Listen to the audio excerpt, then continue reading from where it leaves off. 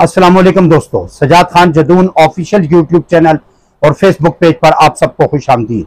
आज मैं दो इंतहाई अहम मौज़ूआत पर गुफ्तगू करूंगा जिनकी वजह से हालिया सियासी और मुल्की हालात पर अहम तब्दीलियां मुरतब हो चुकी हैं या होने वाली हैं।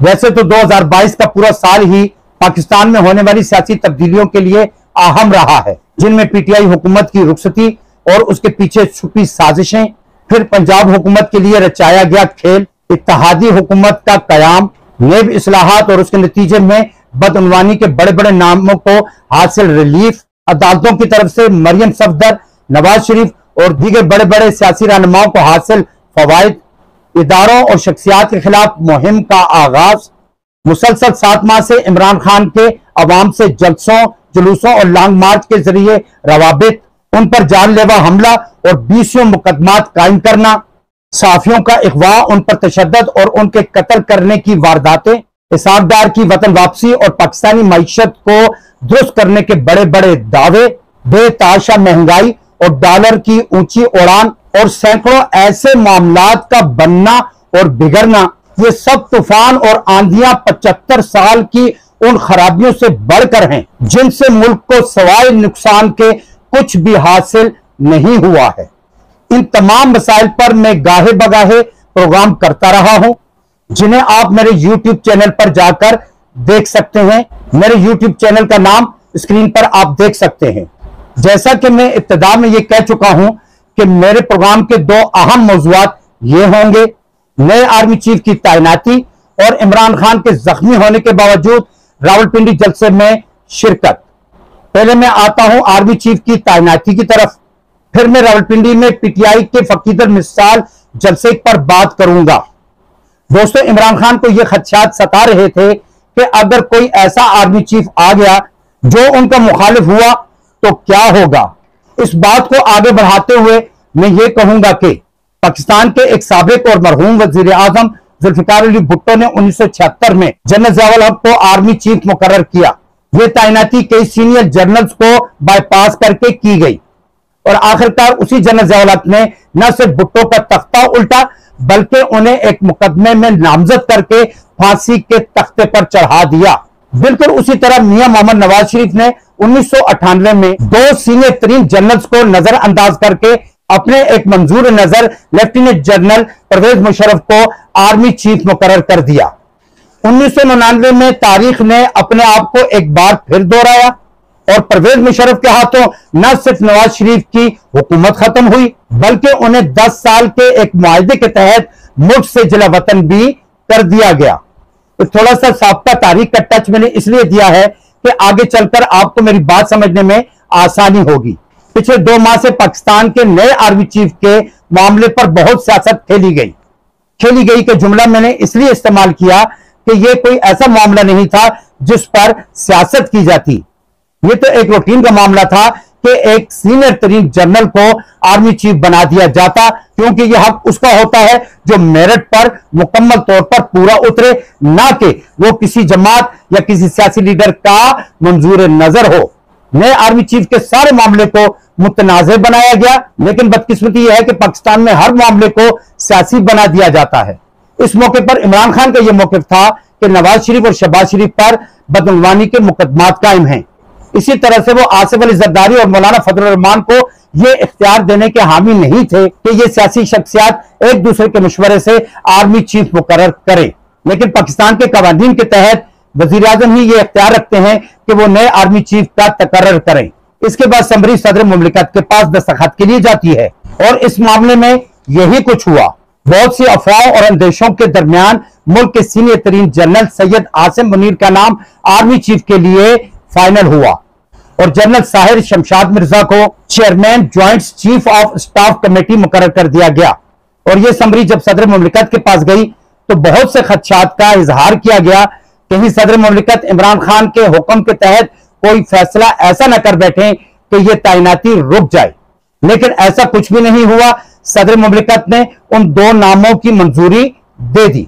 जिस किस्म का इजहार इमरान खान की तरफ से किया जा रहा था कि कहीं ऐसा ना हो कि कोई ऐसा आर्मी चीफ आ जाए जो उनके लिए मुश्किलात खड़ी कर दे। ये कबल अज़ वक्त के खदशात थे। आर्मी चीफ कभी भी किसी सियासी जमात या शख्सियत का मंजूर नजर नहीं हुआ करता। वो सिर्फ मेरिट पर फौज का सरबराह मुकर्रर किया जाता है और उसका काम मुल्क के दिफा को मजबूत बनाना होता है। अगर कोई सियासी जमात इस तरह की सोच या खदशात रखती है तो ये बिल्कुल गलत है, जिसका इजहार मैं प्रोग्राम के आगाज में कर चुका हूं कि किस तरह से जुल्फिकार अली भुट्टो ने एक जूनियर अफसर को मुल्क का आर्मी चीफ मुकर्रर कर दिया, शायद इसलिए कि वो उनके एहसान के नीचे दबकर उनके साथ हमेशा वफादारी करेगा। लेकिन ऐसा होना तो दरकिनार। जनरल ज़ियाउल हक ने चंद कदम आगे बढ़कर न सिर्फ भुट्टो की हुकूमत को खत्म किया बल्कि उन्हें तख्तेदार पर भी लटका दिया। इसी तरह से नवाज शरीफ ने भी अपने हक में परवेज मुशर्रफ को एक जूनियर अफसर होते हुए आर्मी चीफ मुकर्रर किया ताकि वो उसके एहसानों तले दबकर उसके साथ वफादारी का अमल दोहराएगा। लेकिन ऐसा कुछ नहीं हुआ। बाकी हालात आप खुद अच्छी तरह से जानते हैं और समझते हैं कि किस तरह से परवेज मुशर्रफ ने नवाज शरीफ की हुकूमत को न सिर्फ खत्म किया बल्कि नवाज शरीफ को पूरे खानदान समेत मुल्क से दरबदर भी कर दिया।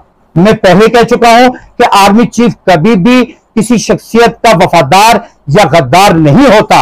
वो हमेशा मुल्क की दिफाई और नजरियाती सरहदों का मुहाफिज होता है और उसका यही काम है कि वो मुल्क के साथ गद्दारी न करे बल्कि मुल्क का मुकम्मल तौर पर दिफा मजबूत करे। लेकिन मौजूदा तैनाती इस तरह से भी काबिल सताइश है। दो सीनियर तरीन जनरल्स को अहम जिम्मेदारी सौंपी गई। यहां मैं मौजूदा आर्मी चीफ कमर जावेद बाजवा को भी दाद देना चाहूंगा कि उन्होंने बेहतरीन दो नाम फाइनल किए और उन्हें आगे भेज दिया और सबके एतराजात खत्म हो गए। न शहबाज शरीफ कोई एतराज कर सके, न सदर मुमलिकत ने कोई एतराज उठाया और न ही इमरान खान इस बात पर किसी किस्म के कोई खदशात का इजहार कर सके। बल्कि पीटीआई के चेयरमैन इमरान खान ने इस तैनाती पर अपने एक बयान में नए आर्मी चीफ की तैनाती पर नए ख्वाहिशात का इजहार किया है। दोस्तों, अब मैं आता हूं इमरान खान के कल के रावलपिंडी के फकीदुल मिसाल जलसे की तरफ। इस मौके पर मैं ये कहूंगा कि इमरान खान के अज़्म के सामने रवायती सियासी जमातों के रहनुमाओं की एक नहीं चल रही। वो सिर्फ बढ़के मार रहे हैं और यही कुछ कर सकते हैं। इससे आगे उनके बस में कुछ भी नहीं, क्योंकि इमरान खान किसी भी तरह से इनके हाथों शिकस्तज़दा होना कबूल नहीं कर रहे, बल्कि इन रवायती सियासी रहनुमाओं ने अपनी शिकस्त एक तरह से कबूल कर ली है, जिसका इजहार वो अपने बयानात से गाहे बगाहे करते रहते हैं। दोस्तों, जिन तागूती ताकतों ने लियाकत अली खान, जुल्फिकार अली भुट्टो, ज़ियाउल हक और उसके बाद बेनजीर भुट्टो को सरेआम कत्ल किया और किसी किस्म की कोई इंक्वायरी नहीं होने दी और ना ही किसी सियासतदान में आज तक ये जुर्रत हो सकी है कि उनके ऊपर उंगलियां उठाए। ये वो ताकतें हैं जो मुल्क के किसी भी सरबराह को अपने सामने हमेशा झुकाए रखती हैं और जो नहीं झुकता उसे रास्ते से हटा दिया जाता है। तो क्या ख्याल है, इमरान खान को रास्ते से हटाने की कोशिशें नहीं की गई? चंद हफ्ते कबल इमरान खान के लॉन्ग मार्च पर फायरिंग की गई, जिसमें इमरान खान को 3 गोलियां टांग पर लगी और कुछ गोलियां उनके सर से ऊपर से होती हुई गुजर गई। ये तो अल्लाह ताला ने उन्हें जिंदगी दी थी कि उन्हें कोई नुकसान नहीं पहुंचा, लेकिन ताकतवर हलकों का यही काम था कि उन्हें रास्ते से हटा दिया जाए, क्योंकि वो अब उनके लिए मुसीबत बन चुके हैं।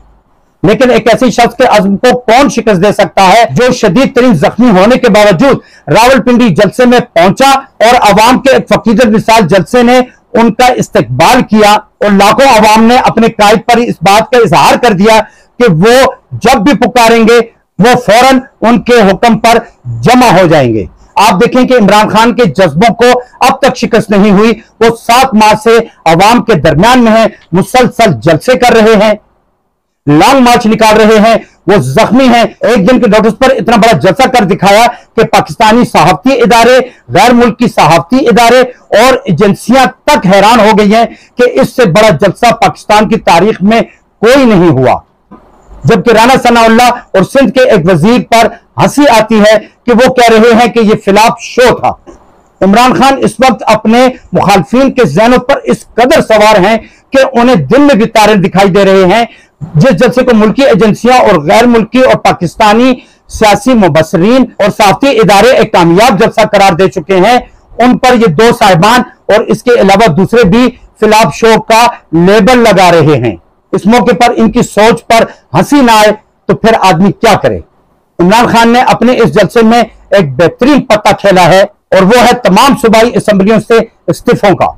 जैसे ही उन्होंने मशवरे के बाद असम्बलियां तोड़ने का इरादा जाहिर किया है, पंजाब में मुकम्मल तौर पर एक नई तब्दीली देखने में आ रही है कि मुस्लिम लीग नून ने फौरी तौर पर मुख्तलिफ सियासी ग्रुप से राब्ते शुरू कर दिए हैं ताकि इमरान खान के इस्तीफा देने के बाद खैबर पख्तूनख्वा और पंजाब में नई हुकूमत अपनी तश्कील दी जाए। इस मौके पर परवेज इलाही की अहमियत बहुत ज्यादा बढ़ गई है।